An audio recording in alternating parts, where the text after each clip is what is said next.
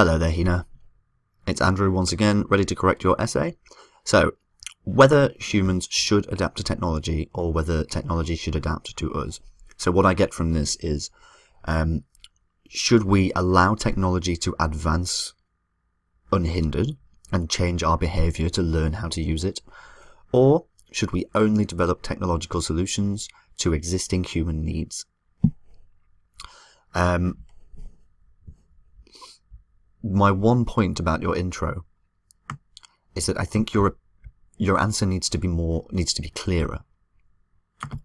So tell us what you think. This is actually good. This is a great discussion, but it doesn't provide us with a clear, like, what do you think?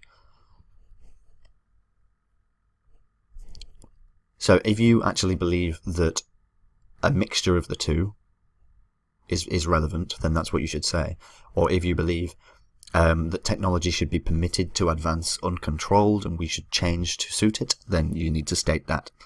Having a clear view in an essay is absolutely imperative for task response. But let's have a look at what we have. So on the one hand,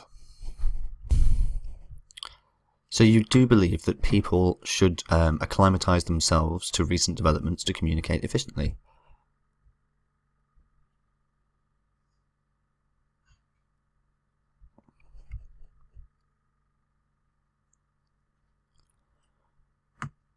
I would here, instead of this generic sentence, I would say, personally, I advocate, so this is a very complex terminology to talk about your opinion. I advocate that humans should, or we could change this, humans ought to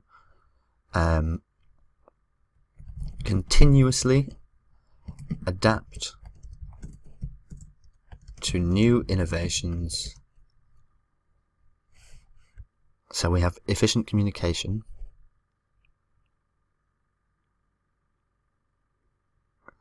cool, so we've already mentioned this here. Due to the efficiency benefits that it provides.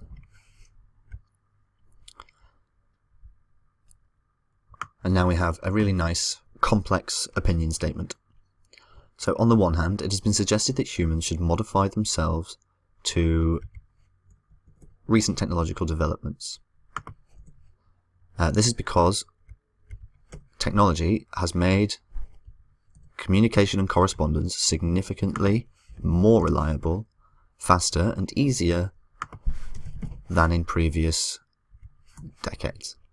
For instance, a report published by the UK government in 2014 showed that 95% of British people use their email address as their major source of communication. Source of communication, I would say, let's say their major communication tool. And 90% found it safer and faster as compared to regular mail service, our regular mail service. Therefore, more people should acclimatise themselves to recent developments to communicate more efficiently. On the other hand, overdependence on technological devices and the internet, 2 words. So as you can tell, there's quite a number of errors with articles here.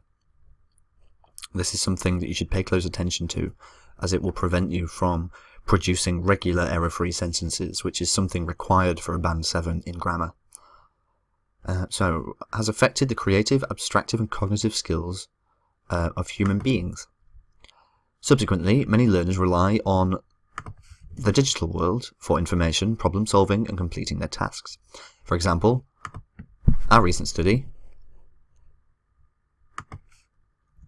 by the University of Toronto showed that almost 40% of high school students were able to finish their mathematics quiz in time without using the calculator, as compared to 75% in 2010. To add a little bit more context to this, we should do that. Only 40% of high school students were able to finish their mathematics quiz. When we're saying that a number is lower than it was previously, we can add a little bit of context and prepare the reader for it by saying that it was only 40% this time. Regardless of the significant benefits of technology, its negative impacts on, let's say, human abstract thinking, or lateral thinking is a better way for that. Lateral thinking refers to what we would traditionally say is thinking outside of the box. Human lateral thinking, calculating skills cannot be denied. Could makes it sound too much in the future. To conclude, although anything that improves the quality although anything that improves quality of life must be adopted, you can't use although yet. So, although anything that improves quality of life must be adopted, the negative outcome should be anticipated and dealt with. We deal with things, dealt with in the right way to preserve human intellectual capability and capacity. Good. Perfect. So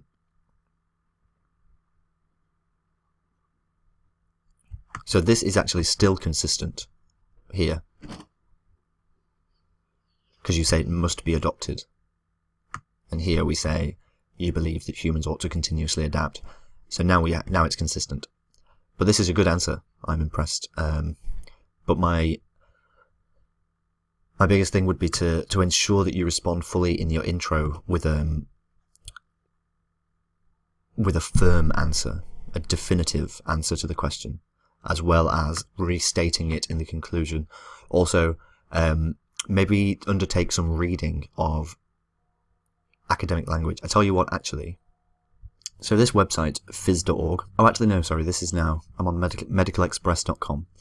Medicalexpress.com and phys.org are academic reporting websites. They report on journal entries and research studies done, and it's in a somewhat formal manner.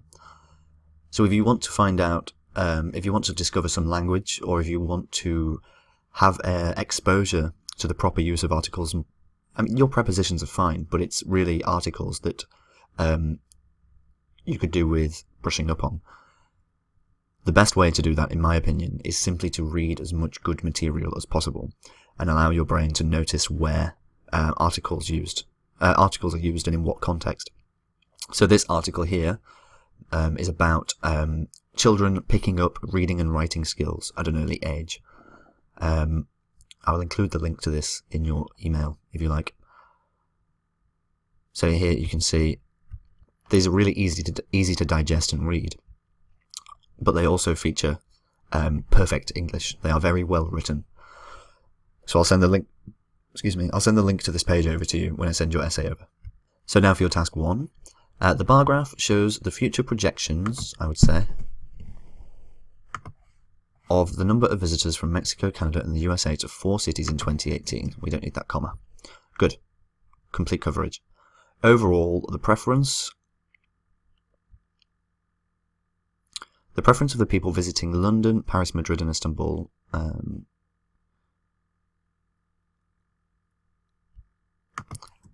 where if you're going to use visiting, it's just visiting London, Paris, Madrid, and Istanbul from the given 3 countries, is predicted to vary in 2018. The highest number of Americans will prefer to visit Paris.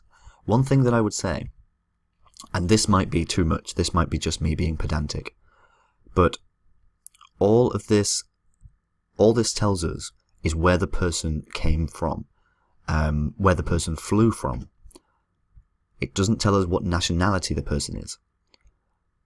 So by saying that the person is American, we ignore the fact that some people flying from America may not be American. So it should be the highest number of, or the largest number of tourists flying from America, or tourists originating from America. Again, referring to people's nationality is a little bit out of the scope of this answer. So we should really stick to, like this, tourists from Mexico. So the highest number of Americans I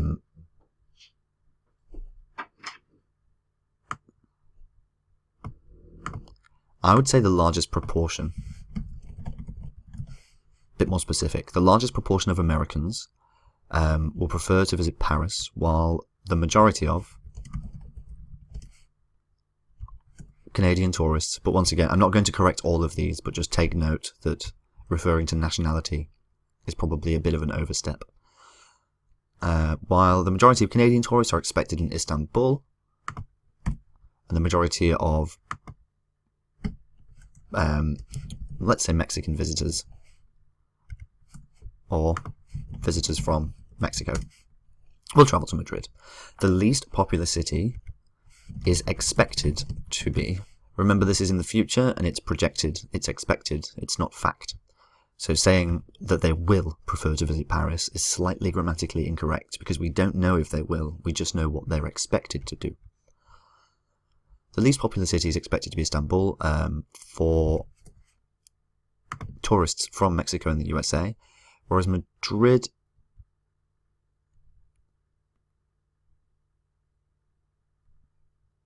so the least populous city is what we're leading with.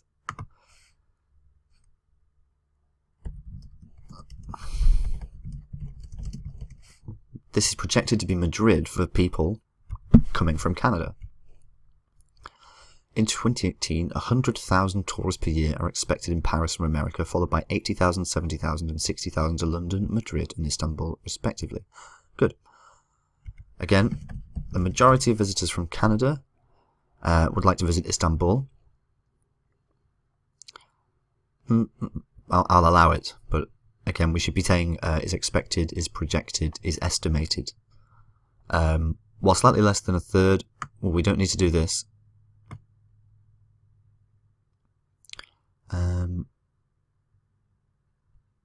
We can literally just go like that. That means a third. We don't need the RD on the end. While slightly less than a third of this number will go to Madrid, or are expected in Madrid. London and Paris will most likely have 45,000 and 50,000 tourists per year from the same country in 2018. London and Paris.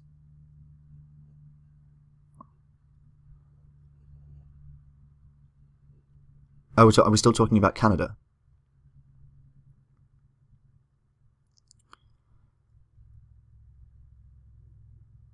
Okay, sure, that's fine. However, 45,000 more, again, tourists from Mexico are predicted to visit Madrid than Paris, with 25,000 expected visitors, and 20,000 people will travel to London and Paris. Let's say as tourists. So my key points with this, try not to refer to nationality and stick to the correct future conditional tense. So not necessarily would or could, but are expected to, are estimated to, are projected to. But otherwise, good effort. I'll send this over to you now. I look forward to your next pieces. Have a great day, and I'll speak to you soon.